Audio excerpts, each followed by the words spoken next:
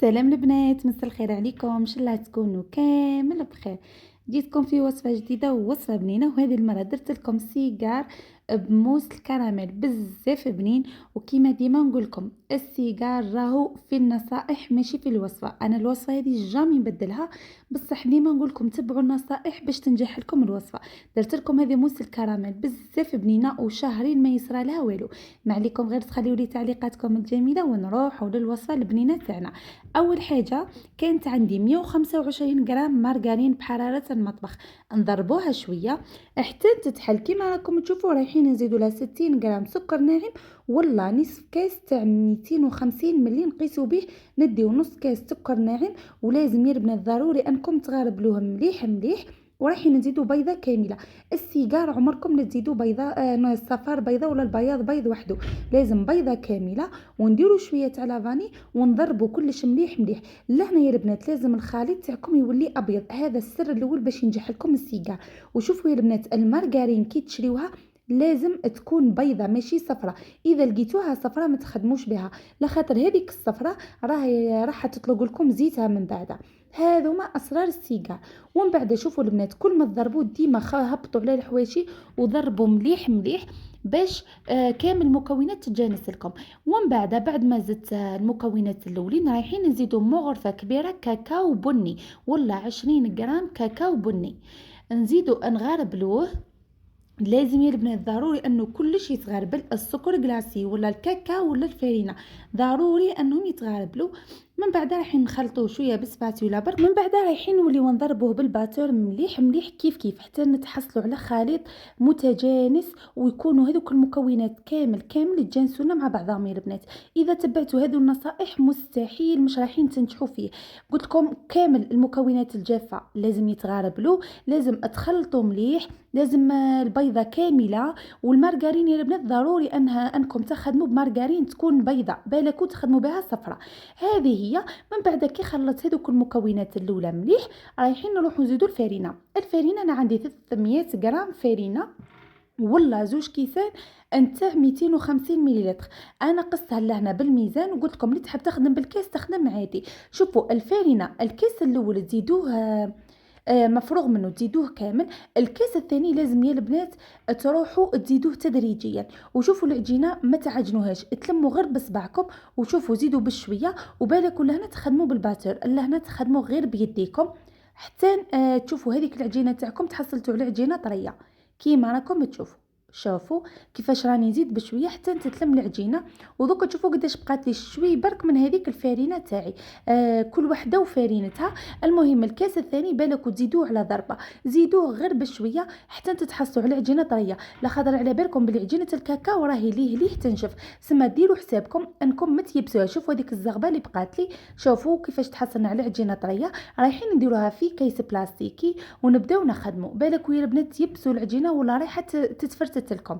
هذه هي. ودوكا رايحين نبداو نخدموا. لهنا شوفوا يا البنات السيجار ديما اخدموا بشويه باش العجينه تاع الكاكاو ما تنشف لكمش. كي تنشف راهي راح تولي تتفتت، فهمتولي؟ سما ديروا بشويه. وديما ديروا كيس بلاستيكي كيما راني ندير لكم بين كيس وكيس يا البنات. ما ديروش الفرينه، على خاطر كنتوا تقعدوا ديروا غير في الفرينه راهي رايحه تنشف لكم. واذا نشفت لكم من بعد راني قلت لكم تعاود تتفرتت. فديما اخدموا بين كيس وكيس. حلوا العجينه تاعكم، ما تحلوهاش خشينه وما تحلوهاش رقيقه، حلوها متوسطه. وكاين هذو ليمون يا البنات تاع الالومنيوم، وكاين هذو ليمون اللي مالفا نخدمهم معاكم. شوفوا راني درت لكم القيس تاعهم. شوفوا الرقه رقيق بزاف على هذو تاع الحديد، وجايين شوي صغار على هذو تاع الحديد. بصح الحق الخدمه فيهم ممتعه، يعني سهله الحق تاع ربي. اللي مبتدئه وتحب تخدم فيهم راهم كيف نقولوا براتيك خير من الاخرين. لخاطر الاخرين من ذاك هكذا نطيحوا فيهم يكونوا شويه فاسدين. شغل شويه ذيك كيفاش نقولوا هذيك الجهه شوي تكون محلوله، تولي كي تجي تنحي الحبه تتكسر لك، فهمتوني؟ ولا انا شوفوا بعد ما نحيت الحواشي هاني رايحه نجيب هذاك المول تاع السيجار نقيس بيه على العجينه ونبداو نخدموا. نديروا الدوره وشوي، ما تزيدوش على الدوره وشويه البنات. شوفوا ومن بعد نقطعوا. شوفوا ونسكروا مليح مليح هذاك الجانب. شوفوا كيفاش راني مسكره، شتوا كيفاه؟ شوفوا دوك نعاود معكم واحده اخرى. قلت لكم دوره وشوي. ومن بعد نوليو نسكروا. ضروري انكم تغلقوا مليح مليح كيما راكم تشوفوا. وها ولا هنا هذا يا البنات قلت لكم لهنا تولوا على جال هذيك الحديده تاعو لا تكون محلوله. كي تكون محلوله من بعد كي تجيو رايحين تنحيوا الحبه تتكسر لكم. فحاولوا انكم تشريوا هذوك المسكرين، يعني ما تكونش كيف نقولوا ما يكونش خارج هذاك الحديد تاعها، فهمتوني. وشوفوا كيف سكرتها مليح. عاود سكرتها، لازم تسكروها مليح مليح يا البنات باش كي تخدموا هذه المرحله ما تعاوش تتحل. وفي كل مره نديروا هذه العمليه تاع فوق سطح العامل ندوروا نحيو هذوك الزوائد.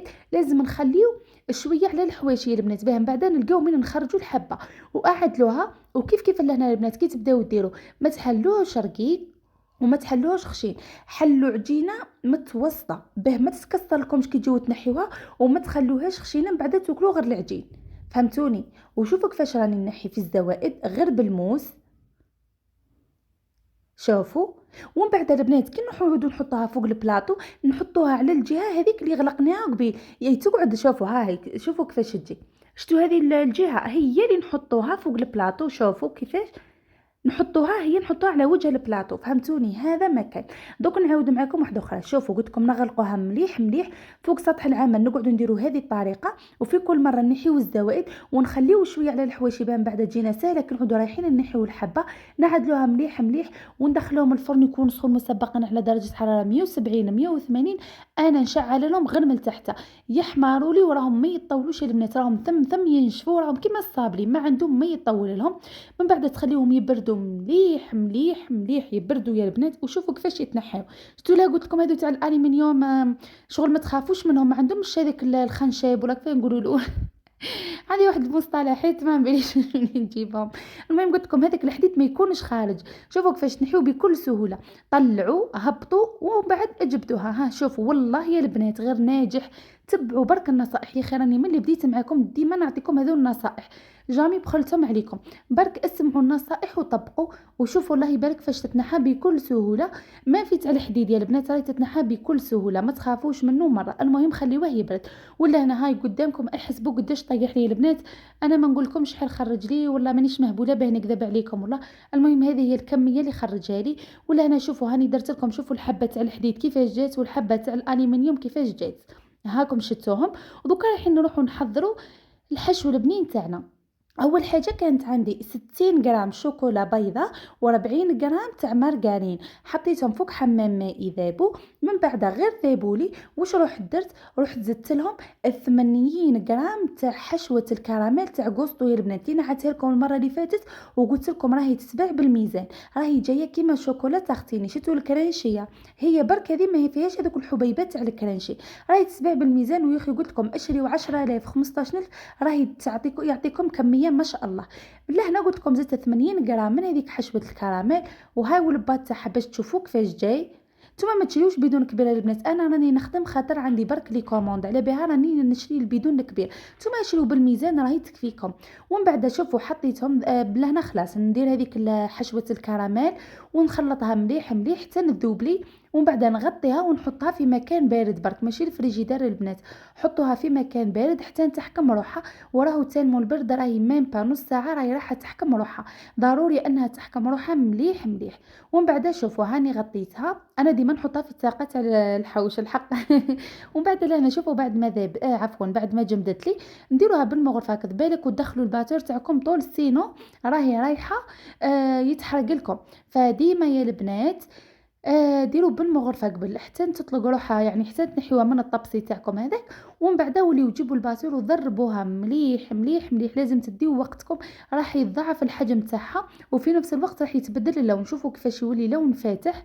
ولا هنا رايحين نجيبوا، انا لهنا كان عندي جوز يا البنات، كيله تاع جوز عفوا ريحيته متوسط، ما ترحيوهش غبره وما ترحيوهش خشين، متوسط برك يا البنات. وزدت لهم كيله تاع غوفريت فاني. اللي تحب تستغنى على الغوفريت تستغنى عادي. هذه هي. نزيدوا بشويه، لازم نتحصلوا على موس تكون خفيفه يا البنات، لازم تخليوها شويه طالقه روحها، ما ديروهاش يابسه باش تمشي لنا في داخل السيجار تاعنا.